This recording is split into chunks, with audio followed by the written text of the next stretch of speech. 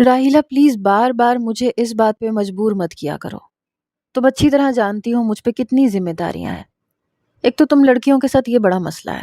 محبت کر لو تو تم لوگوں کو شادی کی پڑ جاتی ہے. راہیلا کہنے لگی آپ جانتے ہو میرے رشتے آنے لگے ہیں. میں کیسے بار بار اپنی ماں باپ کے سامنے انکار کر سکتی ہوں. میں نے کہا تمہیں مجھ سے محبت ہے تو تم ہی انکار کرو گی. وہ کہنے لگی اچھا آپ صرف خالہ کو رشتے کے لیے بھیج دو, اپنے نام کی انگوٹھی پہنا دو, بس اس کے علاوہ مجھے انتظار کرنے میں کوئی مسئلہ نہیں ہے عزیر. میں نے ایک گہری سانس لی. میں نے کہا ٹھیک ہے, آج ہی اماں کو بھیج دوں گا تمہارے گھر. یہ کہہ کر میں نے فون بند کر دیا. میں نے جب یہ بات اپنی والدہ سے کی تو وہ مسکرانے لگیں. انہیں ویسے بھی راہیلا بہت پسند تھی. وہ کہنے لگی شکر ہے تمہیں بھی میری بھانجی اچھی لگتی ہے, ورنہ جتنے تمہارے نخرے ہیں مجھے تو لگا تھا تمہیں راہیلا پسند ہی نہیں آئے گی. میں نے کہا اماں مجھے کیوں پسند نہیں آنی, اچھی خاصی تو ہے, خوبصورت ہے, پڑھی لکھی بھی ہے, گھر کا کام بھی سب اچھے طریقے سے سنبھالنا آتا ہے. میں بس چاہتا تھا کہ میری ذرا تنخواہ بڑھ جائے تو میں اس جھمیلے میں پڑوں, لیکن خالہ کو شاید اس کی شادی کی جلدی ہے. آپ بس خالہ سے رشتہ پکا کر لیں. پھر جیسے ہی میرے کھڑوس باس نے میری تنخواہ بڑھائی تو میں راہیلا کو بیاہ کے گھر لے آؤں گا. میری والدہ اسی شام گئیں. راہیلا کو میرے نام کی انگوٹھی پہنا کر ہی واپس آئیں. خالہ کو بھی کوئی اعتراض نہیں ہوا. آخر کو میرا تابناک فیوچر ان کے سامنے تھا. میں ایک بہت بڑی فرم میں نوکری کرتا تھا, لیکن ابھی تک میرے باس نے میری تنخواہ نہیں بڑھائی تھی. کافی اکڑو قسم کی لڑکی تھی. باپ کا سارا کام اس نے سنبھال رکھا تھا. مغرور بھی تھی. ظاہر ہے امیر بھی بہت تھی تو دولت کا گھمنڈ ہر وقت اس کے سر پہ سوار رہتا تھا. یوں بات کرتی تھی جیسے سب اس کے زر خرید غلام ہے. بہرحال نوکر کیا اور نخرا کیا, کام تو مجھے ہی کرنا تھا. کام کے معاملے میں وہ سخت مزاج بھی بہت تھی. ذرا سی بھی غلطی کرنا اسے پسند نہیں تھا. وہ سب کے سامنے ذلیل کر کے رکھ دیتی تھی. بہرحال مجھے اس بات کا انتظار تھا کہ کب کھڑوس لڑکی میری تنخواہ بڑھائے اور میں راہیلا کو دلہن بنا کر اپنے گھر لے آؤں, کیونکہ ابھی تو جتنی تنخواہ مجھے ملتی تھی اس سے گھر کے اخراجات ہی پورے ہوتے تھے. ظاہر ہے شادی, پھر شادی کے بعد کی ذمہ داریاں تو بڑھ ہی جاتی ہیں. میں نہیں چاہتا تھا کہ بغیر ترقی کے شادی جیسا جھمیلا پالوں. بہرحال جب میرے کولیگز کو یہ پتا چلا کہ میری خالہ زاد سے میری بات پکی ہو گئی ہے تو سبھی مجھے کہنے لگے کہ ٹریٹ دو. میں نے کہا کوئی ٹریٹ نہیں ہے, ابھی کون سی میری تنخواہ بڑھی ہے یا مجھے کوئی پروموشن ملی ہے جو میں ٹریٹ دوں. وہ کہنے لگے اچھا ٹھیک ہے مٹھائی کھلا دو. میں نے کہا ہاں یار مٹھائی کھلا سکتا ہوں, کل لے کے آؤں گا مٹھائی اور سب کو کھلاؤں گا. ابھی میں یہ بات کر ہی رہا تھا جب اچانک سے میڈم آفس میں آ گئی. ہم سب جلدی سے اپنی اپنی جگہ پہ بیٹھ گئے. جیسے ہی وہ اندر داخل ہوئیں ہم لوگ اپنے اپنے کیبن میں لیپ ٹاپ کھولے کام میں مصروف ہو چکے تھے. وہ اپنے سامنے تو کسی کو بات بھی نہیں کرنے دیتی تھی. وہ چلتے ہوئے میرے کیبن کے پاس آئیں. کہنے لگی مسٹر عزیر آپ میرے کمرے میں فائل لے کے آئیں. اوکے میڈم میں 2 منٹ میں آتا ہوں. وہ اپنے آفس چلی گئی. میں نے جلدی سے فائلیں اٹھائیں, دستک دے کر اس کی اجازت طلب کر کے اندر چلا گیا. ساری فائلز میں نے اس کو دکھائیں تو کہنے لگی گڈ ورک, سوچ رہی ہوں اس مہینے آپ کی سیلری بڑھا دوں. یہ سن کر مجھے بڑی خوشی ہوئی. میں نے کہا چلو اچھی بات ہے, لگتا ہے راہیلا میرے لیے بہت لکی ثابت ہوئی. منگنی ہوتی میری ترقی ہو گئی. میں نے کہا تھینک یو میڈم. کہنے لگی میری فرم میں سب سے زیادہ مجھے آپ سنسیئر لگتے ہیں. میں نے کہا جی میں اپنا کام پوری ایمانداری سے کرنے کی کوشش کرتا ہوں. کہنے لگی گڈ, اسی لیے تو میں اپنے تمام امپلائیز میں سے صرف آپ کی سیلری بڑھا رہی ہوں. میں نے کہا میم بہت بہت شکریہ. بہرحال جب میں باہر آیا تو میرے چہرے کی مسکراہٹ دیکھ کے سب کہنے لگے کیا بات ہے بڑے خوش نظر آ رہے ہو. میں نے کہا یار مجھے تو منگنی راس آ گئی. تمہیں پتہ ہے میڈم نے کیا کہا؟ وہ کہنے لگے کیا کہا؟ میں نے کہا انہوں نے میری سیلری بڑھا دی. سب لوگ خوش تھے. وہ کہنے لگے ہم تو ٹریٹ لیں گے اب. میں نے کہا فی الحال میں مٹھائی دوں گا ٹھیک ہے, ٹریٹ اس وقت دوں گا جب تنخواہ ہاتھ میں آئے گی. میں نے اپنی ایک آنکھ دبا کے کہا. بہرحال گھر جاتے ہوئے میں 2 ڈبے مٹھائی کے لے کے گیا تھا. اماں کو اپنے ہاتھ سے مٹھائی کھلائی، خوشخبری سنائی اور پھر اپنی بائک اسٹارٹ کی اور سیدھا خالہ کے گھر پہنچا۔ میرا خالہ کے گھر پہ کوئی خاص پردہ نہیں تھا، میرا آنا جانا ہوتا رہتا تھا۔ میں نے راہیلہ کو بھی خوشخبری سنائی کہ میری سیلری بڑھ گئی ہے۔ خالہ نے مجھے بہت دعا دی۔ راہیلہ کچن میں پکوڑے بنا رہی تھی کیونکہ میں نے میسج کر دیا تھا کہ جانے من میں تمہارے گھر آ رہا ہوں مٹھائی لے کے، تو تم پکوڑے بنا کے رکھنا۔ وہ کہنے لگی اچھا بناتی ہوں۔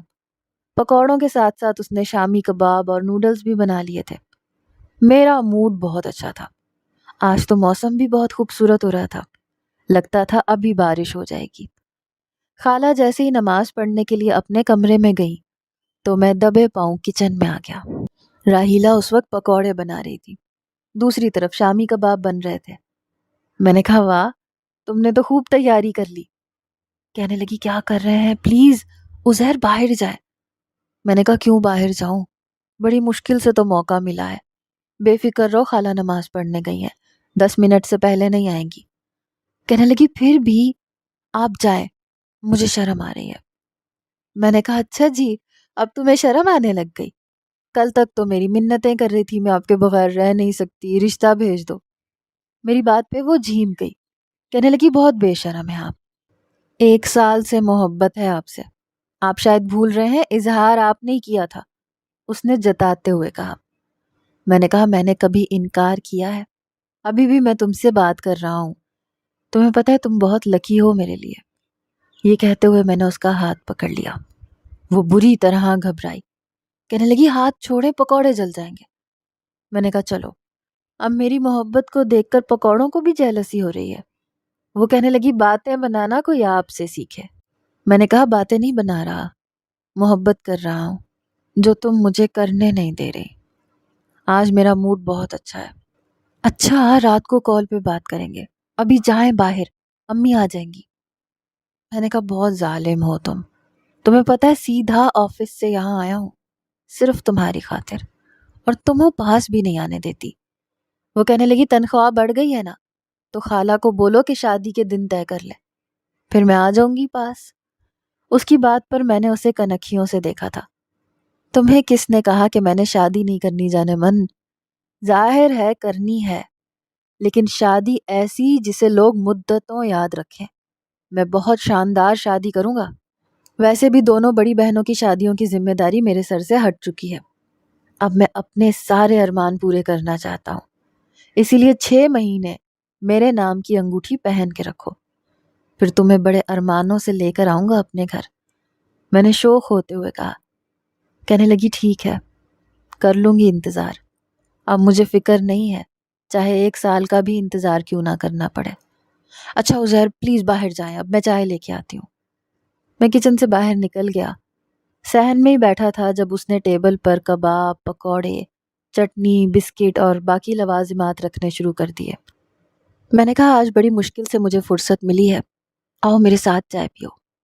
کہنے لگی ایسی بھی فرصت نہیں ہے، ابا بھی نماز پڑھ کے آ جائیں گے، اور آپ کو پتہ ہے ابا کو یہ باتیں پسند نہیں آتی۔ میں نے کہا یہ جو 3rd class middle class mentality ہے نا تمہارے گھر والوں کی، مجھے اس سے سخت چڑ ہے۔ وہ کہنے لگی کیا ہو گیا آپ کو، آپ بھی اسی گھر کا حصہ ہیں۔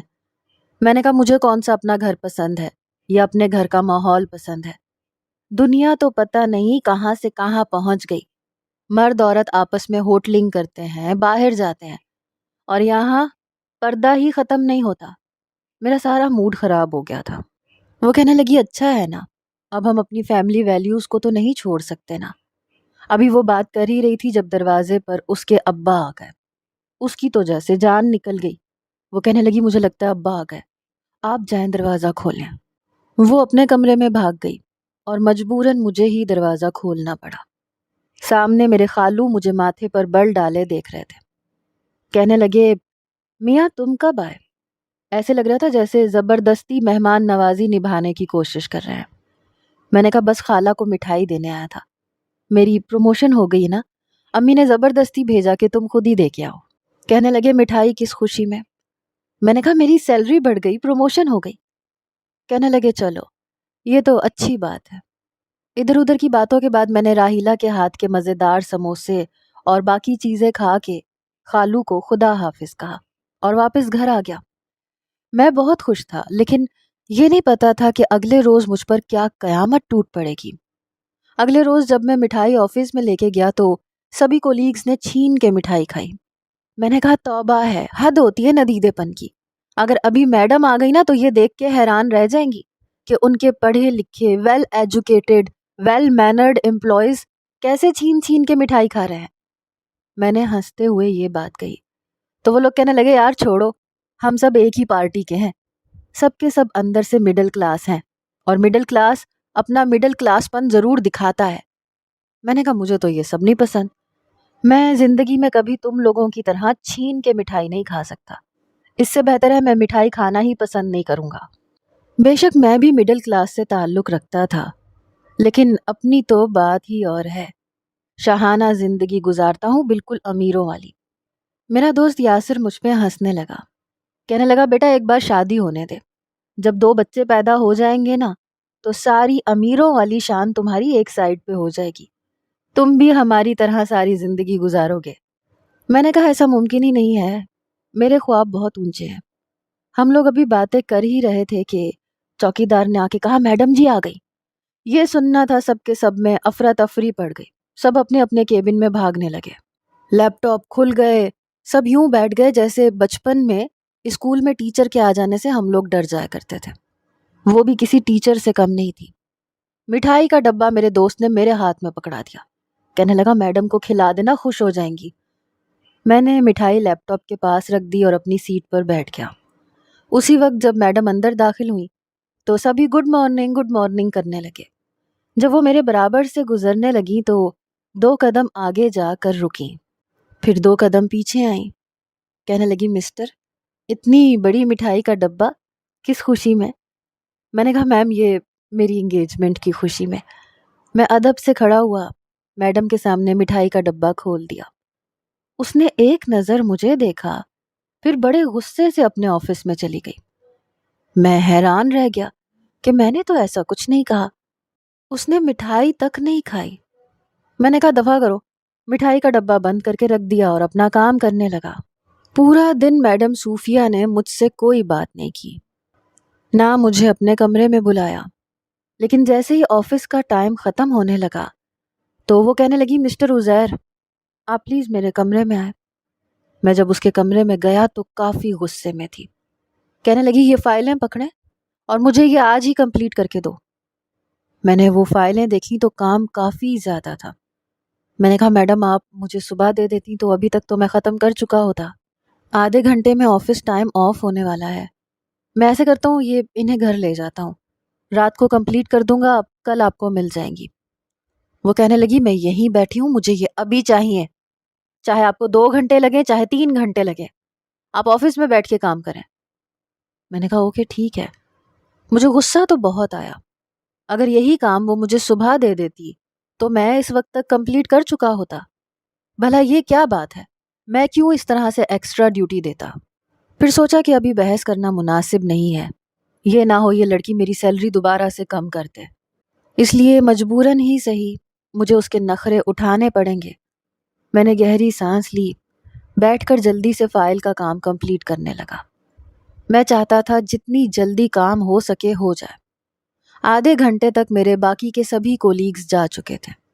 1 گھنٹے بعد میڈم باہر آئیں، دروازے میں کھڑی ہو کر چوکیدار سے کہنے لگی تم بھی چھٹی کرو، جاؤ یہاں سے۔ یہ سن کر مجھے کچھ عجیب سا لگا، کیونکہ وہ تو آفس کی صفائی کرنے کے بعد سب سے آخر میں جاتا تھا۔ میں نے ایک نظر اس لڑکی کو دیکھا جس کی آنکھوں میں مجھے کچھ اور ہی نظر آ رہا تھا۔ میں نے کہا میڈم میں یہ گھر جا کے کمپلیٹ کر کے دے دوں گا۔ کہنے لگی جی نہیں، آپ یہیں بیٹھیں گے اور اپنا کام کریں گے۔ میں نے کہا پھر آپ چوکیدار کو کیوں بھیج رہی ہیں، یا پھر آپ اس کو بھی یہیں رہنے دیں۔ کہنے لگی کیا مطلب ہے آپ کا؟ میں نے کہا میں ابھی یہیں بیٹھا ہوں تو جب تک میں یہ کام کر رہا ہوں آپ چوکیدار کو یہیں رہنے دیں۔ کہنے لگی یہ میری فرم ہے، یہاں میری مرضی سے کام ہوتا ہے، یہاں کس کو کب تک رہنا ہے، کس کو بھیجنا ہے، اس کا فیصلہ کرنے کے لیے میں بیٹھی ہوں، مجھے آپ کے مشورے کی ضرورت نہیں ہے۔ پھر چوکیدار سے کہنے لگی تم جاؤ یہاں سے۔ وہ چلا گیا۔ میں بڑے غصے سے بیٹھ گیا، ماتھے پر بل ڈالے اور تیزی سے لیپ ٹاپ پر انگلیاں چلانے لگا۔ وہ کہنے لگی ذرا میرے آفس میں آؤ، مجھے تم سے بات کرنی ہے۔ پہلی بار اس نے مجھے آپ سے تم کہا تھا۔ بے شک ہم امپلائیز تھے لیکن وہ آپ جناب سے ہی بات کرتی تھی۔ پتہ نہیں کیوں لیکن مجھے برا لگ رہا تھا اس کا مجھے یوں اکیلے بلانا۔ بہرحال میں وہیں کام چھوڑ کے اندر چلا گیا۔ وہ غصے سے پیپر ویٹ گھما رہی تھی۔ کہنے لگی یہاں بیٹھیں آپ۔ میں سامنے کرسی پر بیٹھ گیا۔ کہنے لگی منگنی کس سے ہوئی ہے آپ کی؟ میں نے کہا سوری میم، یہ میرا ذاتی معاملہ ہے، اپنے ذاتی معاملات میں ہر ایک سے ڈسکس نہیں کرتا۔ وہ کہنے لگی مسٹر اگر آپ کی منگنی اور آپ کی منگیتر آپ کا ذاتی معاملہ ہے تو پھر میں کیا ہوں؟ یہ سن کر میں ہکا بکا اسے دیکھنے لگا۔ میں سمجھا نہیں۔ کہنے لگی آپ کو نظر نہیں آتا کہ میں آپ سے محبت کرتی ہوں، میں آپ کو بہت زیادہ چاہتی ہوں۔ میں نے کبھی کسی کو اتنی اہمیت نہیں دیتی جتنی آپ کو دیتی ہوں۔ جو اہمیت آپ کی ہے میں نے کسی اور امپلائی کو نہیں دی۔ سیلری بھی میں نے آپ کی بڑھائی۔ ظاہر سی بات ہے آپ میرے لیے کچھ نہ کچھ تو اہمیت رکھتے ہیں۔ میں نے کہا میم لیکن مجھے یہ نہیں لگتا کہ آپ کو مجھے پسند کرنا چاہیے، کیونکہ ہمارے بیچ میں کلاس کا بہت بڑا فرق ہے۔ وہ کہنے لگی جب میں اس گیپ کو نہیں مانتی تو آپ کو فکر نہیں کرنی چاہیے۔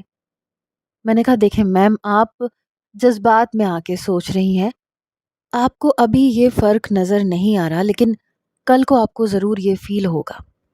اول تو میں آپ سے شادی نہیں کر سکتا، آپ میرے ٹائپ کی نہیں ہیں۔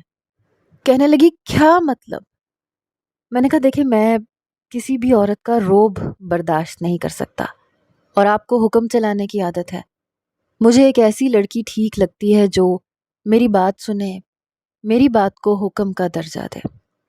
پھر میں گزارا جس طرح سے کرتا ہوں آپ ایسے نہیں کر سکتی، لہٰذا میں ایک حقیقت پسند نوجوان ہوں، خوابوں کی دنیا میں نہیں رہتا۔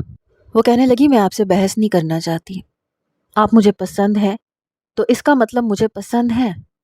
آپ جلدی سے اپنی یہ منگنی توڑیں، سمجھیں آپ، اور کل تک آپ شام تک اپنی والدہ کو لے کے میرے گھر آ جانا اور میرا رشتہ مانگنا ہے آپ نے، باقی سب کچھ ہم وہیں پہ سیٹل کر لیں گے، اب تم جا سکتے ہو۔ میں تو اس کی بات سن کے جتنا حیران ہوتا اتنا کم تھا۔ اس نے مجھے سمجھ کیا رکھا تھا؟ میں اس کے باپ کا نوکر تھا یا زر خرید غلام تھا جو مجھ پہ اس طرح سے حکم چلا رہی تھی؟ ٹھیک ہے نوکری کرتا تھا، محنت کرتا تھا تو پیسے کماتا تھا، اس کی غلامی تو نہیں کر سکتا۔ میں نے کہا آئی ایم سوری، میں ایک بار جس سے کمٹمنٹ کر لوں اسے توڑتا نہیں ہوں، اور میں اپنی خالہ زاد کو بہت پسند کرتا ہوں، اور اگر اسے پسند نہ بھی کرتا پھر بھی میں آپ کے ساتھ شادی نہیں کرتا، کیونکہ میں اپنی حیثیت سے بڑھ کے خواب نہیں دیکھتا۔ کہنے لگی جب مجھے اعتراض نہیں ہے تو تمہیں نہیں ہونا چاہیے۔ میں نے کہا ہاں لیکن مجھے اعتراض ہے، میری زندگی کا یہ بہت اہم فیصلہ ہے اور میں کر چکا ہوں، سوری۔ وہ کہنے لگی تمہاری ہمت کیسے ہوئی مجھے انکار کرنے کی؟ مجھے، صوفیہ بختاور کو؟ آج تک کسی کی اتنی ہمت نہیں کہ مجھے ریجیکٹ کرے۔ مجھے انکار سننے کی عادت نہیں ہے مسٹر عزیر۔ آپ کو تو اپنی خوش نصیبی پر فخر ہونا چاہیے کہ میں نے آپ کو اپنی مرضی سے پسند کیا ہے۔ مجھے تو اس لڑکی کی دماغی حالت پہ شبہ ہونے لگا۔ میں آفس کے کمرے سے باہر نکل آیا، اپنی فائل لے کر آفس سے باہر آ گیا، اپنی موٹر سائیکل پہ بیٹھ کر اپنے گھر آ گیا۔ اس لڑکی کی باتیں سن کے میرا دماغ گھوم کے رہ گیا تھا۔ سمجھتی کیا تھی خود کو؟ امیر ہے ٹھیک ہے، ہوگی اپنے گھر میں بھی اپنے گھر کا بادشاہ تھا، بے شک غریب تھا لیکن کسی سے لے کے نہیں کھا رہا تھا۔ میں کافی خوددار قسم کا مرد تھا۔ بے شک میرا گھر چھوٹا تھا لیکن میں نے ہر سہولیات اپنے گھر میں رکھی ہوئی تھی، یہاں تک کہ اے سی بھی میرے کمرے میں موجود تھا، میری والدہ کے کمرے میں بھی۔ مجھے نہیں پتا تھا کب وہ سر پھری باس مجھے پسند کرنے لگی یا میری محبت میں مبتلا ہو گئی، حالانکہ میں نے تو کبھی اس کے ساتھ ایسی کوئی بات نہیں کی تھی، کبھی اسے ایسے کوئی خواب نہیں دکھائے تھے۔ پھر وہ مجھے کیا سمجھتی تھی؟ اگر میں اسے اچھا لگ گیا تو مطلب بات ختم ہو گئی؟ میں اس کے حکم کا غلام تھا کہ وہ مجھے پسند کرے گی، مجھے پروپوز کرے گی اور میں اسے انکار نہیں کروں گا۔ کیا یہ سارا صرف پیسے کا کھیل تھا؟ اگر اس کی شخصیت سے پیسہ ہٹا دیا جاتا تو اس میں ایسی کوئی چیز نہیں تھی جو متاثر کرتی۔ ایک عام سی شکل و صورت کی لڑکی تھی، دولت کی ریل پیل تھی تو وہ پینٹ شرٹس پہنتی تھی، بال اسٹیپس میں کاٹے ہوئے تھے، ہر وقت میک اپ میں رہتی تھی تو کچھ اچھی لگ جاتی تھی، ورنہ اس میں کوئی خوبی نہیں تھی۔ اس سے کئی درجہ خوبصورت راحیلہ سادگی میں لگتی تھی۔ بہرحال میں سوچ چکا تھا کہ میں اپنی سی وی اور دوسری بہت سی فرمز میں دوں گا۔ اب تو مجھے کام کا اچھا خاصا تجربہ بھی ہو چکا تھا۔ میں نے اپنی سی وی شہر کی بڑی بڑی کمپنیز اور فرمز میں بھیج دی۔ اگلے روز جب میں آفس گیا تو وہ پہلے سے وہاں آفس میں موجود تھی۔ یہ آج تک کبھی نہیں ہوا تھا۔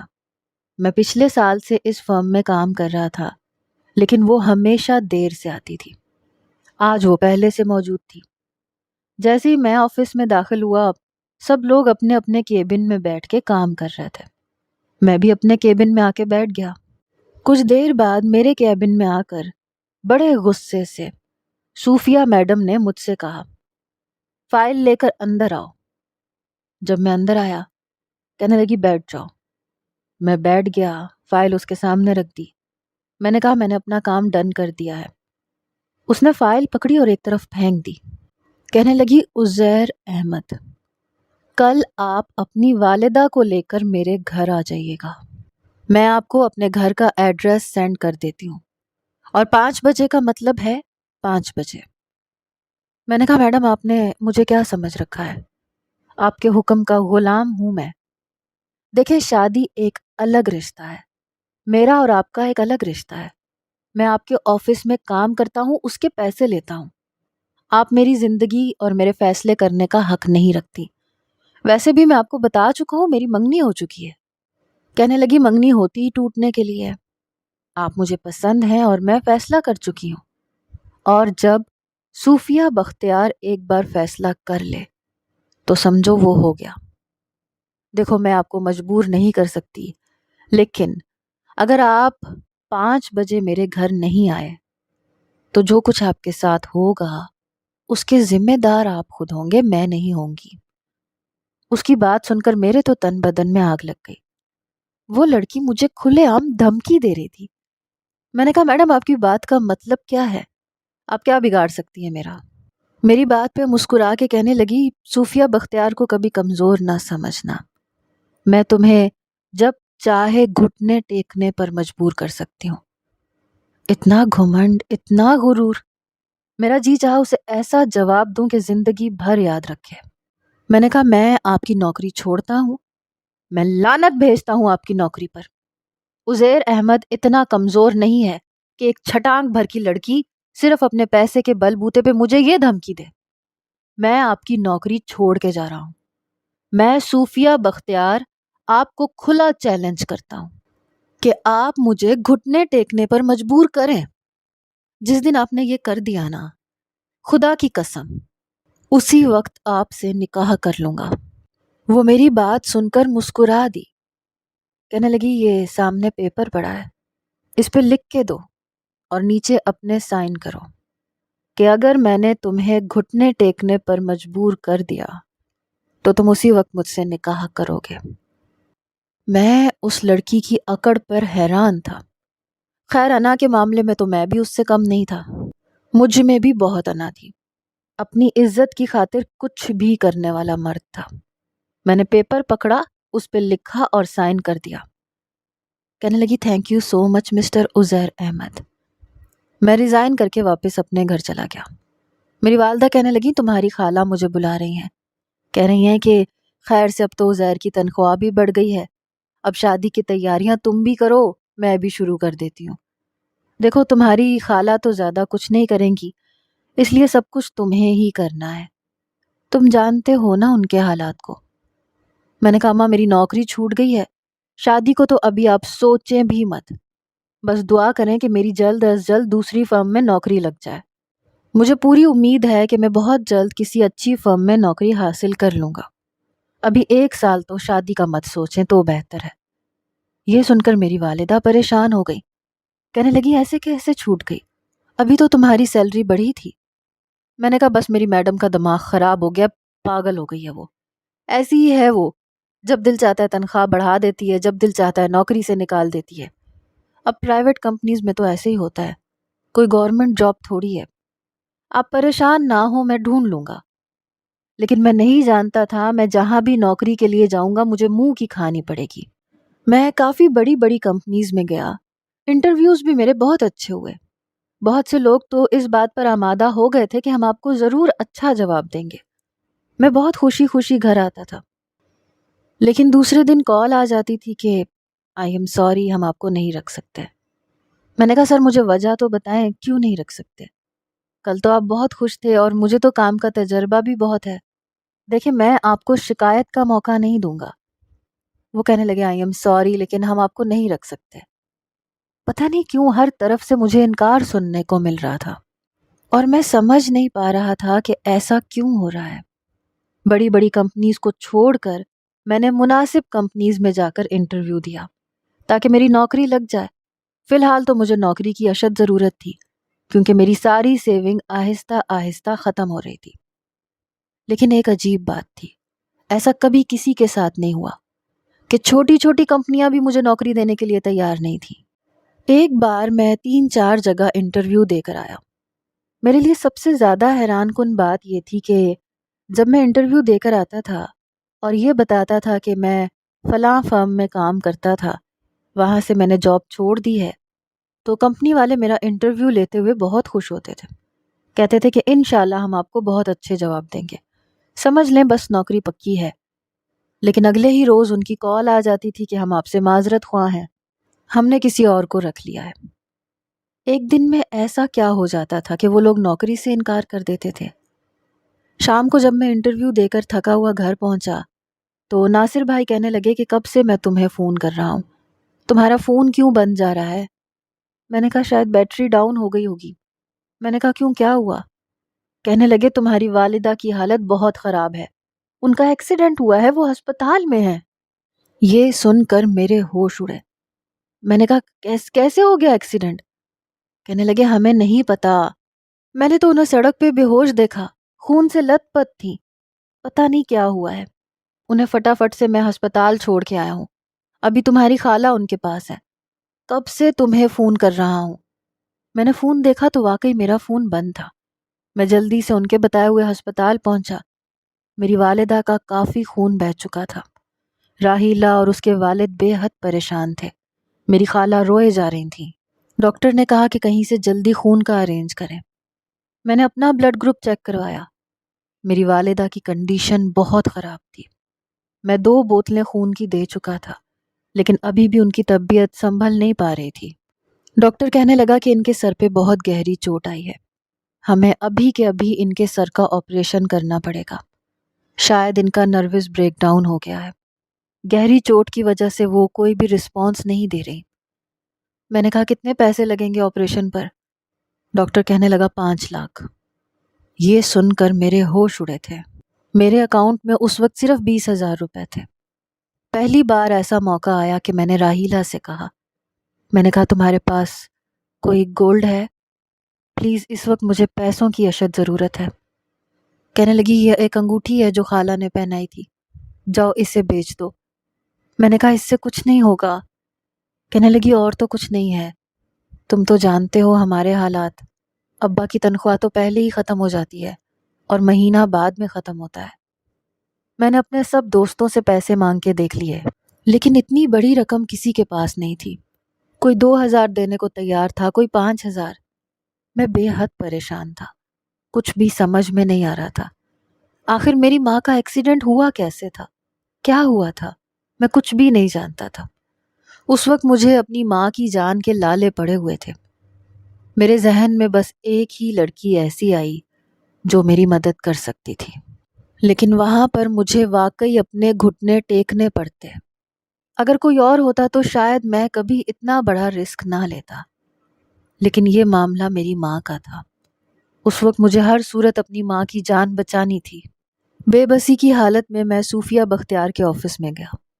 میں نے ریسیپشن پہ کہا کہ مجھے میڈم سے ملنا ہے۔ کہنے لگی وہ میٹنگ میں مصروف ہیں، آپ انتظار کیجیے۔ میں نے کہا آپ اسے ایک بار یہ کہہ دیں کہ عزیر احمد آیا ہے۔ ریسیپشن پہ کھڑی لڑکی نے فوراً سے اس کو فون کیا۔ کہنے لگی میڈم عزیر احمد آیا ہے، آپ سے ملنا چاہتا ہے۔ 5 منٹ میں اس کے آفس میں جو بھی میٹنگ کے لیے آئے تھے وہ اس کے آفس سے نکل کر ویٹنگ روم میں جا چکے تھے۔ ریسیپشنسٹ حیران تھی۔ کہنے لگی میڈم کہہ رہی ہیں آپ ان کے آفس میں جا سکتے ہیں۔ میں تیز تیز قدم اٹھاتا اس کے آفس میں گیا، اس سے اندر آنے کی اجازت مانگی۔ ویسا ہی مغرورانہ انداز، کرسی پر بیٹھی تھی، ہاتھ میں پین پکڑا تھا۔ کہنے لگی اندر آئیے آئیے please, have a seat mister Uzair. میں نے کہا مجھے اس وقت 5 لاکھ کی اشد ضرورت ہے۔